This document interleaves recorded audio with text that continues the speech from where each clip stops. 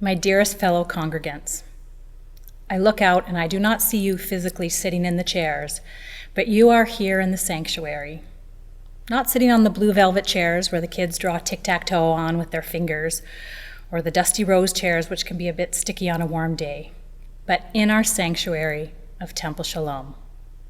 Shana tova mituka ubriya, a happy, sweet, and healthy new year. This year, it feels like wishes for a healthy new year have different meanings. So many aspects of our worship and celebration are nuanced or have a new or different emphasis. What can I say today that will capture the essence of how this year is different? What can I say today that might bring special meaning and honor to our holiday? As I contemplated my High Holy Day address, I thought of speaking specifically to my demographic, to those of us who are empty nesters or partial empty nesters, still working, eyeing retirement and travel, but not there yet. It is, after all, the experience I know the best. I'm told that we aren't like our parents' or grandparents' generations, where social life revolved around the synagogue. But that's not my experience. Most of my closest and deepest friendships are with other members of Temple Sholom. I thought of speaking to the generation ahead of mine, to our leaders, our elders, our wisdom, knowledge, and tradition holders, who are the anchors of our temple community. I thought of how I might reassure you and support you, how I know these times, in particular, are uniquely challenging to you. I thought I should speak to the future generations, to the young adult members who bring innovation and diversity and new ideas to our congregation, to parents and their children who fill our religious school. I thought of how I could let you know that we see your particular challenges right now, how we are, as for all others, here to support you. And to all those who have tuned in to Temple Sholom from near and far, those in Vancouver who are taking the opportunity to check us out, and those around the globe, and I mean all around the globe. We welcome you to our Temple Sholom family, and we invite you to join and contribute to our vibrant and inclusive congregation. How could I choose who to focus my words on? No one demographic or group in this community is more important or more needed of attention or honor than any other.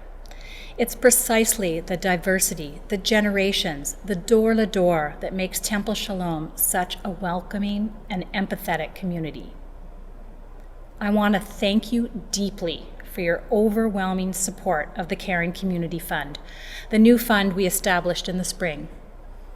In addition to helping many members of our community, including some of our most vulnerable, your support made these High Holy Days services possible, in all their uniqueness and specialness, and with the true Temple Sholom feeling. If you're joining us from afar or for the first time and you'd like to support these services and our ability to continue serving our community and reaching you where you are, we invite you to do so, and we say a heartfelt Toda Rabah, thank you. Over the coming year, Temple Sholom will continue to be here for you and for your family, as you are here for each of us. If you have not already contributed to the Caring Community Fund Half Shekel campaign by clicking on the link sent to you, please do. If you don't have the link, you can go to the Temple's website. This year's funds will ensure that every member of our community, no matter their age or circumstance, is seen and supported. At our August board meeting, I asked our board members to think of one thing we should start doing, one thing we should keep doing, and one thing we should stop doing. First, I learned that our board members don't like the word stop, especially when it comes to Temple Sholom. But there were endless ideas for things to keep and a few things to start, and those will help guide us through 5781.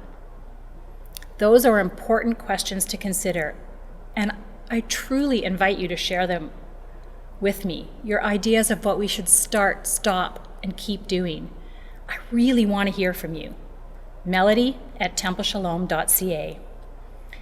Your sharing will help our congregation continue to progress and adapt and continue to be the place where you belong.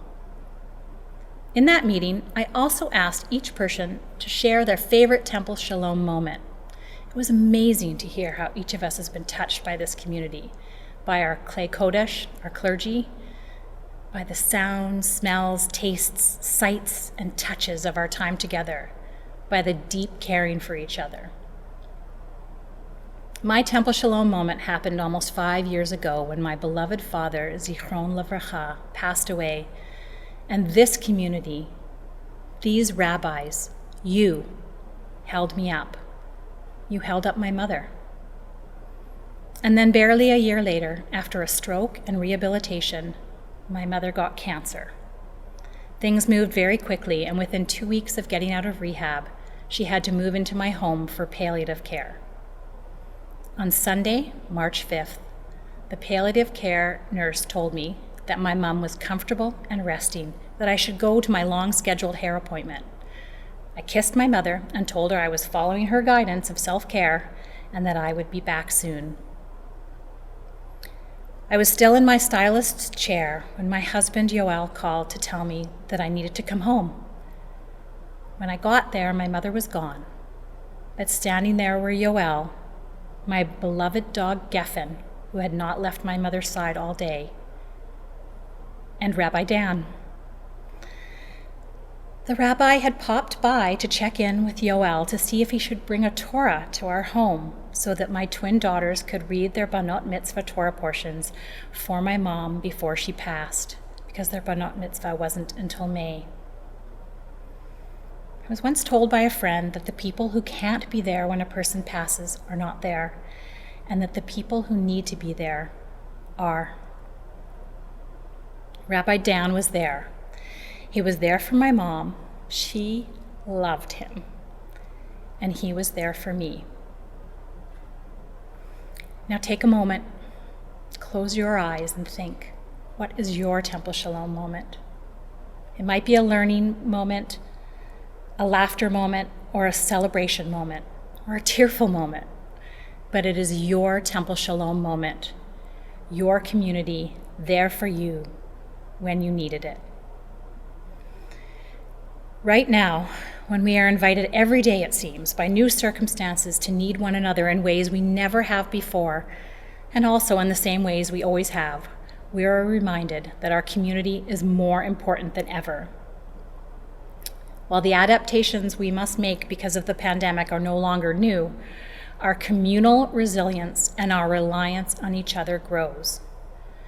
We are here, as our mission statement says, honoring and sanctifying each and every person, no matter where you are today, integrating a deep sense of Jewish tradition with contemporary life, midor ledor, from generation to generation. Shana tova mituka ubriya, a happy, sweet, and healthy new year.